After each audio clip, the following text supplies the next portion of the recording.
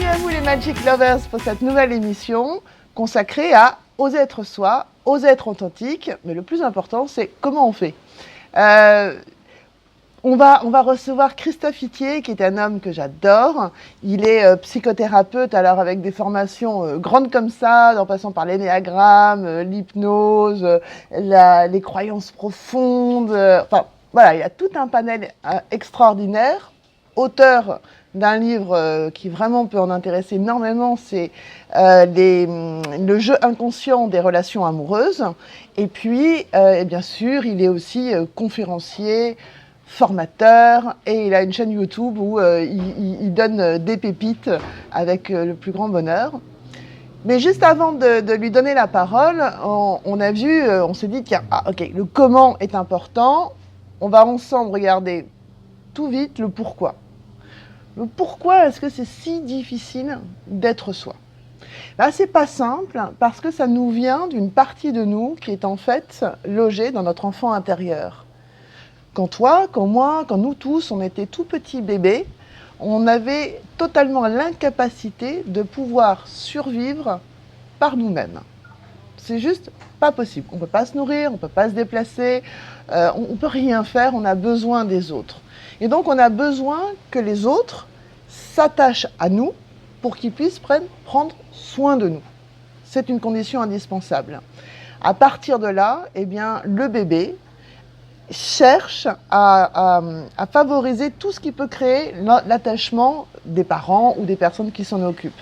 Donc il va se modéliser sur leurs attentes, il va délaisser des parties de lui qui sont jugées comme pas convenables, et il va au contraire mettre en avant d'autres parties qui sont très prisées par l'environnement dans lequel il est. Ce faisant, dès tout petit, il prend l'habitude de ne plus être lui, car la peur la plus profonde derrière, c'est de perdre l'amour de la personne qui s'occupe de vous. Et perdre l'amour, dans notre cerveau archaïque, c'est mourir. Donc voilà pourquoi c'est aussi difficile. Alors, on accueille tout de suite Christophe Itier. Christophe, un grand bienvenue. Merci d'être avec nous. Alors vraiment, la question, c'est mais comment on fait pour être soi, pour oser être authentique ? Bonjour Gaël et bonjour à tous les internautes qui nous écoutent. Alors, c'est une bonne question. C'est une bonne question. J'ai mis beaucoup de temps à y réfléchir sur cette question-là parce que c'est une question essentielle pour nous.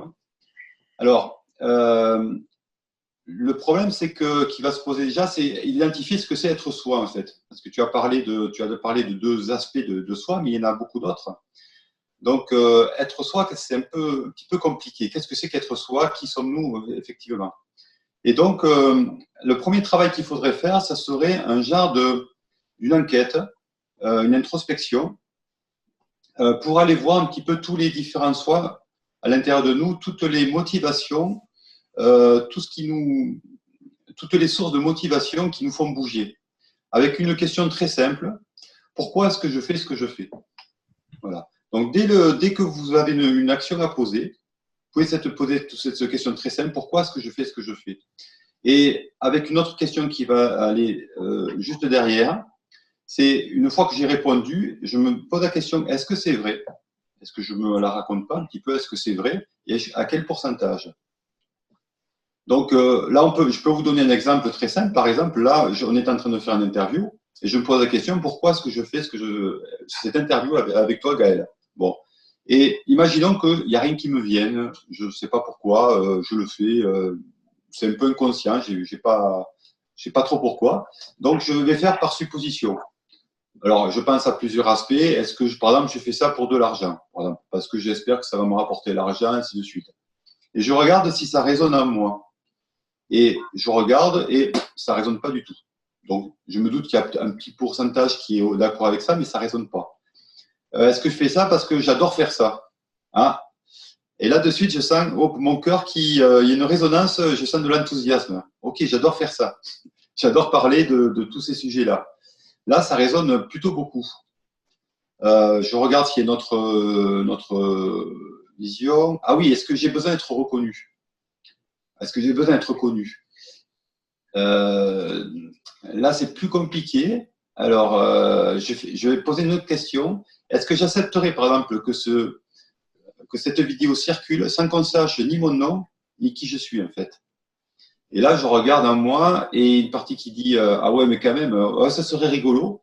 Ouais, mais quand même, j'aimerais bien qu'on sache que c'est moi. Ok. Donc, ok, ouais, il y a une partie de moi qui va être reconnue. Donc, il faut être hyper sincère avec soi-même et déjà voir toutes ces différentes parties. Et on peut aller chercher derrière ce que je fais avec mes patients. Mais pourquoi tu veux être reconnu, par exemple? Et là, je vois je cherche à l'intérieur de moi, je fais plusieurs suppositions. Et je dis, OK, ah oui, parce que je me rends compte que et je sens monter une émotion. Ah ouais, et je sens de la colère. OK, à qui appartient cette colère? OK, ah, c'est lié à mon père. Voilà. Et je pourrais remonter ça et je verrai en fait tout le déroulement de toutes mes profondes motivations. Donc, j'en vois une qui est à peu près à 70% et qui est vraiment mon désir d'offrir, de partager ce que je suis et qui serait plutôt mon soi, un genre de soi lié à mon chemin de vie, à ce que je suis, pour lequel je suis, ce pourquoi je suis doué. Il y en a un autre qui est plutôt lié à l'instinct de survie, qui est tout petit, c'est lié à l'argent, qui est à peu près allez, 5-10%. Et il y a notre instinct qui a besoin d'être reconnu, plutôt d'être vu, et ça serait le soi plutôt, j'appelle ça le soi personnel. Donc il y a trois parties, mais il y en a une qui dirige. Voilà. Ça, c'est la première chose que je ferai, c'est une interrogation de pouvoir très clairement, en fait, qu'est-ce qui se passe à l'intérieur de moi. Voilà. Ça, c'est le premier travail. Est-ce que tu veux savoir ce que c'est que le deuxième travail? Alors attends, juste pour qu'on comprenne bien sur le premier travail, parce que c'est vraiment très intéressant la façon dont tu le fais, c'est déjà d'apprendre à se connaître, si je comprends bien. Avant d'oser être soi, c'est se poser la question qui suis-je. Et là, c'est d'aller regarder les motivations profondes avec une introspection, avec vraiment comme tu l'as fait là, c'est-à-dire on se pose, on écoute sensoriel et on se pose des questions et on voit comment ça réagit pour comprendre où sont les motivations. C'est bien ça? Exactement, exactement. Et ça se passe parce que chaque partie de nous, on en a 5 à peu près, et chaque partie de nous répond d'une certaine manière. Il y en a qui répondent à travers le côté musculaire, d'autres ça se passe au niveau du cœur. Donc on apprend à écouter chaque partie. Alors si j'ai le temps, je développerai un petit peu comment on fait pour écouter tout ça, mais euh, j'aimerais aborder la deuxième partie, si tu veux bien. La deuxième partie, ça serait une fois on voit un petit peu plus clair à l'intérieur de nous, qu'est-ce qui se passe. Là, on va commencer. La deuxième partie, c'est de faire un choix. Qui est-ce que je veux vraiment être? Parmi tous les soi qu'il y a à l'intérieur de moi, qu'est-ce que je veux incarner aujourd'hui? Voilà. À chaque instant, qu'est-ce que je veux incarner? Donc, il y a des parties, on va voir, qui sont gérées par la peur de mourir, la peur de pas être, de disparaître, ainsi de suite. Et d'autres qui sont gérées plutôt par des notions d'empathie, d'amour, de partage.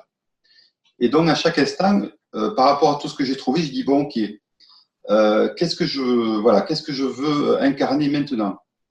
Et je vois toutes les conséquences que ça va avoir, hein. D'accord? Donc, mais le tout, c'est d'être sincère. Et si je reconnais que, encore aujourd'hui, il y a des parties qui, pour moi, sont plutôt axées sur la peur et celles qui me gèrent, ok, si je peux pas faire plus, je suis d'accord avec ça et ça me met en paix. Voilà. Ça me met en paix parce que, pour moi, je vois que je peux pas faire plus. Voilà. Donc, ça calme un peu les conflits qu'il pourrait y avoir à l'intérieur de moi. Jusqu'au jour où, en fait, je pourrais dépasser ça. Voilà. Ça, c'est la deuxième partie. Alors, quelle est la troisième? Quelle est la troisième partie? La troisième partie, ça serait de voir comment je peux, qu'est-ce que je peux mettre en place pour tenir mon engagement. Parce que c'est pas facile de tenir un engagement vu que on a des réflexes automatiques depuis que si vous prenez cet engagement, vous avez 40 ou 50 ans, vous avez 40 ou 50 ans de réflexes. Voilà. Qu'est-ce qui peut m'aider à tenir ces engagements-là? Et je regarde, j'ai besoin de quoi? J'ai besoin d'être un peu plus conscient. Voilà, d'être un peu plus conscient. Donc, j'ai besoin de quoi pour être un peu plus conscient? Déjà du temps. Si je bosse 8 heures par jour, plus je rentre chez les enfants à la maison, tout ça, j'ai pas le temps pour faire ça, c'est compliqué. Donc, j'ai besoin d'un peu plus de temps. J'ai besoin d'une méthode. J'ai besoin de savoir rentrer en méditation pour aller voir, observer. J'ai besoin d'écouter en fait les réponses de mon corps qui me donnent aussi pas mal d'informations. J'ai besoin de me connecter aussi à aller voir au plus profondément qui je suis, d'arriver à me connecter avec des parties supérieures. J'ai besoin aussi d'un super bon environnement. Si, par exemple, mon environnement n'est pas terrible, c'est un peu compliqué pour prendre ce temps-là, parce que je suis intoxiqué soit par la nourriture, soit par les ondes, soit par tout ça. Donc, ça ne va pas m'aider. Mais bon, on va dire que ça, c'est plutôt facultatif. Le plus important, c'est voilà, qu'est-ce qui va m'aider comme outil. Mais ce que tu décris, j'ai envie de dire, il y a peut-être nos Magic Lovers qui s'écoutent, ils se disent oh, mais putain, mais moi c'est ça, quoi, j'ai pas le temps, je bosse 8 heures par jour, j'ai les transports en commun, j'ai les enfants, je vis dans un immeuble, il y a du bruit, il y a la rue, il y a du wifi partout, et j'ai pas de méthode, comment je vais faire, quoi? Comment je vais faire? Alors Christophe, comment on fait? Alors, en fait, c'est une question de motivation. Hein. C'est-à-dire que tant que. Il faut comprendre qu'il y a deux chemins dans la vie. Vous avez un chemin, le chemin de la souffrance et le chemin de la conscience. La souffrance apparaît. Pourquoi la souffrance apparaît? Parce qu'en fait, quand vous n'êtes pas sur votre chemin, votre corps, il vous envoie des signes. Et il vous envoie des signes qui ne sont pas très forts, qui ne sont pas très puissants au niveau vibratoire. Donc, si vous ne les écoutez pas parce que votre vie fait que vous êtes toujours en train de courir partout, en fait, il va augmenter la fréquence, en fait. Il va augmenter la fréquence et ça, c'est ce qu'on va appeler la douleur, en fait. Petit à petit, les signes vont être de plus en plus forts. Ces signes vous indiquent que vous n'êtes pas sur votre chemin, que vous ne faites pas ce que vous avez à faire, ainsi de suite. Donc, vous êtes en conflit intérieur et votre corps en souffre. Donc, il va augmenter la fréquence. Donc, les gens qui n'écoutent pas, sont obligés quelque part de souffrir parce que sinon, ils ne reçoivent pas d'informations. La souffrance, c'est l'information de dire t'es pas sur le bon chemin, mon gars, arrête-toi et regarde ce qui se passe. Bon. L'autre choix, c'est de devenir conscient et d'être beaucoup plus à l'écoute de soi. Et c'est un choix de vie. C'est clair qu'à un moment donné, il va falloir que vous changiez quelque chose. On ne peut pas tout faire. On ne peut pas courir partout et en même temps s'écouter. Voilà. Donc, il y a tout le monde va trouver des moyens de réagir à ça. Par exemple, quand vous prenez des vacances, au lieu de prendre des vacances et continuer à faire ce que vous faites différemment ailleurs, eh bien, peut-être aller faire des stages de méditation pour apprendre à écouter. Et ça va vous donner un entraînement. Si vous faites ça pendant une semaine, ça va vous donner un entraînement qui fait qu'après, dans votre vie quotidienne, vous arriverez à vous écouter tout en faisant, tout en ayant des activités. Moi, c'est ce que je fais, c'est-à-dire que maintenant, je suis arrivé à un point où, quoi que je fasse, j'ai toujours ce retour intérieur. Je suis à l'écoute de ce qui se passe à l'intérieur de moi. Je me suis entraîné pour que même si je parle, par exemple, avec toi, Gaël, j'écoute en même temps ce qui se passe à l'intérieur de moi. Donc, je vois automatiquement le retour. Est-ce que je suis juste? Est-ce que je ne suis pas juste? Est-ce que je dis est valable ou pas? Ainsi de suite. Mais ça demande de l'entraînement. Donc, on peut avoir une vie quotidienne normale et faire ce travail-là, mais après, il faut prendre du temps pour s'entraîner, c'est sûr. Tous les gens que j'interviewe, il y a vraiment une chose qui revient systématiquement, que tu as vraiment très bien dit là, c'est être à l'écoute de ses ressentis. C'est vraiment le premier pas de la conscience, c'est même le pas essentiel de la conscience, parce que sinon, on est dans un mode automatique, et puis après, eh bien, on ne s'entend plus. Des conflits intrapsychiques naissent à l'intérieur de nous, c'est-à-dire différentes parties de notre conscience qui ne sont pas d'accord. Ça peut se transformer en maladie physique, ça peut se transformer en troubles psychologiques avec, par exemple, des phobies, des attaques de panique, des crises d'angoisse, des TOC, des troubles obsessionnels compulsifs, pas mal de choses, ou des somatisations, et effectivement, ça augmente des burn-out. Hein.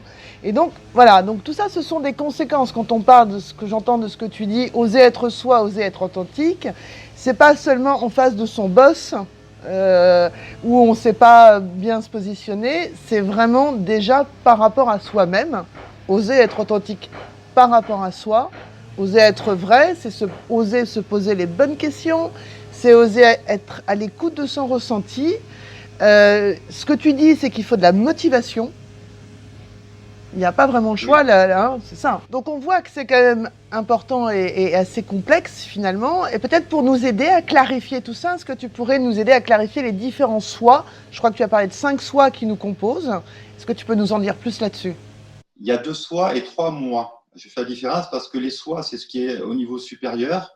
Et le moi, c'est ce qui est le plus, on va dire, j'appelle ça des corps d'expérimentation. Donc je vais commencer par le premier moi. Le premier moi, c'est quoi? C'est le corps physique, hein, c'est-à-dire c'est l'instinct de survie du corps physique, tout simplement. Et lui, je prends un exemple, par exemple, comment il va réagir devant un gâteau. Devant un gâteau, il va dire bah, je vais manger le gâteau le plus possible parce que demain, je ne suis pas sûr d'en avoir. Parce que j'ai besoin de survivre, donc j'amasse pour survivre, j'acquis beaucoup de choses.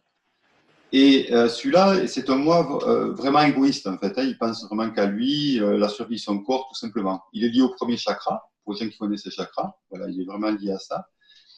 Et lui, en fait, il va nous parler à travers les sensations agréables, désagréables. Voilà. Dès qu'il se sent en position de danger, il va vous envoyer une sensation désagréable au niveau musculaire. Ça va se crisper à l'intérieur de vous, hop, danger. Dès que tout va bien, hop, c'est la sensation agréable qui arrive, tout va bien, je ne suis pas en danger, c'est OK. D'accord? Ça, c'est notre premier moi. Après, le deuxième moi, c'est ce que tu as parlé tout à l'heure, c'est le moi social ou le moi culturel. C'est-à-dire, c'est le moi de survie du groupe. On s'est rendu compte que pour pouvoir exister, bah, survivre davantage, c'était bien de se mettre en groupe. Donc, on a créé des règles, on a créé des conventions, de la morale, enfin, plein de choses, qui fait que bah, on s'est mis d'accord pour adhérer à ces règles-là pour pouvoir mieux survivre. Et des fois, bah, ce moi-là vient contrecarrer le moi égoïste, en fait, qui dit moi, je veux manger tout le gâteau. L'autre dit non, mais il faut que tu en laisses à tout le monde. Donc, le gâteau, tu dois le partager pour que tout le monde ait sa part. Si tout le monde est heureux, si tout le monde est heureux, ok, c'est cool, et tu auras toujours ta part et les autres s'occuperont aussi de toi. Voilà. Donc, on fait des compromis avec ce moi social-culturel pour pouvoir survivre. Tu as un autre moi qui, on appelle ça le moi. Alors, le moi culturel, il est vraiment conformiste. Hein, c'est vraiment la personne qui adhère au groupe, qui écoute le groupe, voilà, qui est un peu fondu dans le groupe. Et puis, tu as le moi personnel ou le moi rebelle, qui lui, c'est la personne qui va chercher à se distinguer du groupe. À se distinguer du groupe, à dire mais qui je suis en dehors du groupe. Est-ce que j'existe? Quelle est ma valeur? Voilà. Ça, c'est le troisième chakra. Et ce moi-là, ce moi personnel, en fait, c'est lui qui va prendre les rôles de sauveur, bourreau, victime. Donc, avec le gâteau, par exemple, il va dire ben, moi, je vous laisse toutes mes parts. Il va jouer le rôle de sauveur. Sinon, il va prendre 2 parts de gâteau. Il va dire ben, moi, c'est moi le plus fort au niveau hiérarchique, donc c'est moi qui prends 2 parts. Donc, il va jouer le rôle de bourreau. Et puis, où il va dire il va attendre que tout le monde se serve, en espérant qu'il lui en reste, il va jouer le rôle de la victime. D'accord? Donc, mais l'histoire, c'est se distinguer des autres. Hein, sa question, c'est qui je suis, comment je fonctionne. Bon. Donc, lui, il n'est pas d'un mouvement de survie, il est plutôt d'un mouvement d'émancipation, de se découvrir. Donc, si on reste dans ces 3 mois, oser être soi, c'est plus le moi personnel, le moi rebelle qu'il faut écouter que les 2 autres. C'est celui-là qui ose en fait sortir du groupe, s'émanciper. Voilà, ce serait plutôt celui-là. Après, tu as ce qu'on appelle le soi supérieur, qu'on appelle aussi l'âme. Mais j'en parle tout à l'heure parce que l'âme, pour en parler, je préfère parler à l'autre soi, le soi qu'on appelle le soi transpersonnel ou impersonnel. Et celui-là, il est commun à tout le monde. C'est celui-là qu'on appelle l'esprit, la vie, la conscience cosmique. C'est-à-dire que c'est le champ de conscience dans lequel nous sommes tous, qui nous réunit et qui nous donne ces sentiments d'amour inconditionnel, de paix intérieure ou d'empathie. Celui-là, il est à l'intérieur de nous, il est représenté par l'étincelle divine, si tu veux, et il est au niveau du cœur, en fait. Vraiment, c'est un petit truc qui est au niveau du cœur et qui nous connecte au tout. Et quand on est connecté à celui-là, automatiquement, on ne peut être que dans l'amour. Il n'y a aucune peur et on est dans l'empathie totale. OK? Et celui-là, son seul besoin, c'est de se connaître. C'est voilà, ce que pose comme question l'esprit, c'est qui je suis. Donc lui, que vous soyez quelqu'un de positif ou de négatif, en fait, c'est pas son problème. Lui, c'est juste d'expérimenter. OK?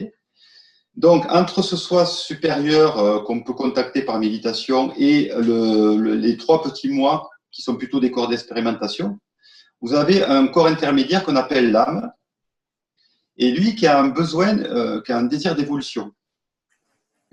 Et cette âme-là, elle se manifeste plutôt par ce qu'on appelle les émotions positives.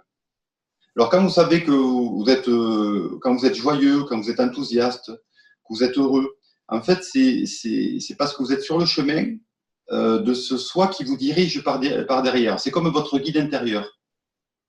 C'est aussi lui, c'est aussi cet observateur qui regarde les trois petits moi en train d'agir. Vous voyez, c'est lui qui observe, en fait. Quand vous êtes dans l'observateur, donc tout ce travail d'observation, de regarder qui nous sommes, développe la connexion avec cette âme. Voilà, qui est toujours là, mais vous y prenez beaucoup plus conscience. Donc l'âme, c'est quelque chose qui est assez détaché, mais qui veut évoluer. Et donc, qui guide ces trois corps pour aller dans sa direction. Voilà. Est-ce que c'est plus clair comme ça? Alors, c'est beaucoup plus clair, mais là, j'ai envie de me dire, en même temps, c'est plus clair, et en même temps, ça devient un peu plus complexe. Alors, je te repose la première question, mais comment on fait? Comment on fait? Parce que maintenant, il y en a 5.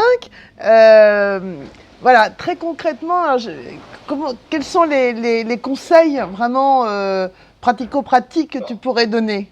Alors, le premier conseil, c'est toujours d'écouter votre soi. Donc, en fait, dès que vous avez quelque chose, un choix à faire, vous écoutez si vous ressentez de la joie à le faire ou pas. D'accord? Le moi conformiste, par exemple, le moi social, va toujours parler avec il faut, je dois. D'accord? C'est ces deux manières de parler. Il faut, je dois. Le moi rebelle, lui, va vous dire je préfère ça. J'ai plus envie de ci ou j'ai plus envie de ça. D'accord? Et donc, on peut entendre ces différentes voix à l'intérieur de soi. Et le soi supérieur va vous dire, va avoir un enthousiasme incroyable, dire, mais vas-y, c'est vraiment ce dont tu as besoin pour toi, éclate-toi, vas-y. Voilà, c'est ça. C'est cet enthousiasme qu'on peut sentir. Mais des fois, vous avez le corps physique de le moi survie qui va vous créer des tensions. Ah, j'ai peur, je sens qu'il faut que j'y aille, mais j'ai très, très peur et je sens que tout mon corps se raidit. Parce que ça pourrait mettre en danger ma survie. Voyez. Donc, des fois, il y a des conflits entre les deux. Entre la crispation musculaire, enfin, la tension musculaire, et le cœur qui a de l'enthousiasme, excusez-moi. Donc, moi, j'écoute plutôt l'enthousiasme de mon cœur, tout en essayant de rassurer mon corps physique qui lui a peur, de dire non, mais ça va très bien se passer, t'inquiète pas, je suis guidé, donc tout va bien. Voilà. Est-ce que c'est ça, est-ce que on comprend mieux là déjà? C'est beaucoup plus clair. Enfin, c'était déjà clair, mais là, c'est plus explicite encore. Qu'est-ce que tu Voilà. aurais encore envie de dire à nos Magic Lovers sur cette thématique de oser être soi, oser être authentique? Qu'est-ce qui te semble encore vraiment important de leur partager? Que pour être heureux dans la vie, les clés du bonheur, c'est vraiment d'oser être vraiment totalement sincère avec soi, d'arrêter de se mentir. Ça, c'est vraiment très important. Ça ne veut pas dire qu'il faut être sincère avec les autres, parce que les autres, étant là où ils en sont, des fois, on ne peut pas être toujours sincère. Il faut faire attention. C'est des fois dangereux, ou il faut les prendre là où ils en sont. Mais déjà, être sincère avec soi, c'est hyper important, ne pas se mentir. Trouver quelle est sa vraie place. Qu'est-ce qui vraiment, là où je me sens vraiment bien, où je suis vraiment à l'aise dans ma vie, que ce soit professionnellement, amoureusement ou autre, quelle est ma vraie place. Ça, c'est deux points hyper importants. Et c'est vrai que par exemple, l'énéagramme, qui est un autre de mes outils, aide beaucoup à ça. C'est vraiment un outil qui permet de trouver quelle est vraiment sa place, quelle est l'énergie qui nous pousse et comment rentrer dans notre propre énergie. Qu'est-ce que je peux dire d'autre? C'est ne pas avoir peur d'aller voir son ombre, de ce qui nous fait peur, des mauvais aspects de nous-mêmes, et d'accepter la partie humaine qui n'est pas toujours très belle à voir, hein, la partie animale ou humaine qui n'est pas toujours très belle à voir, mais la cacher ne sert à rien, elle va toujours agir sur vous de toute manière. Donc la voir et l'accepter totalement. Voilà. Elle a sa raison d'être. Voilà. La peur a sa raison d'être. Si on n'avait jamais eu peur, ben notre corps aurait cessé d'exister depuis longtemps. Donc c'est un système de survie qui est nécessaire. Voilà. Donc, voilà, quoi qu'il se passe, s'aimer tel que l'on est. Comprendre qu'on ne peut pas être quelqu'un d'autre. Si on est ce qu'on est, c'est qu'on l'a choisi totalement. Même si le rôle est peut-être pas très joli à voir, mais c'est exactement ce qu'on veut être. Mais qu'on peut changer de rôle. Voilà, on peut évoluer dans notre rôle, le modifier. Il y a pas de, il y a rien qui est figé. Maintenant, il faut y mettre de la conscience et choisir à chaque instant. Voilà. Écoute, un immense merci Christophe pour cette vraiment conférence magistrale sur ce thème qui est un thème qu'on peut aborder de plein d'endroits différents, mais je trouve que l'axe que tu as choisi est un axe extrêmement construit qui permet de vraiment prendre en compte tous les différents enjeux de cette thématique, qui est pas simple. Donc un énorme merci à toi. Et puis j'espère qu'on se retrouvera tout bientôt pour une prochaine interview ensemble. Et puis pour les autres Magic Lovers, ça c'est sûr, on se retrouve tout vite. Je vous remercie de votre présence. Pensez à liker, partager, commenter. Christophe, moi, Benjamin, on vous répondra. Voilà, merci à tous. Et je vous aime, je vous dis à tout vite. Merci à vous et à bientôt aussi, Gaëlle.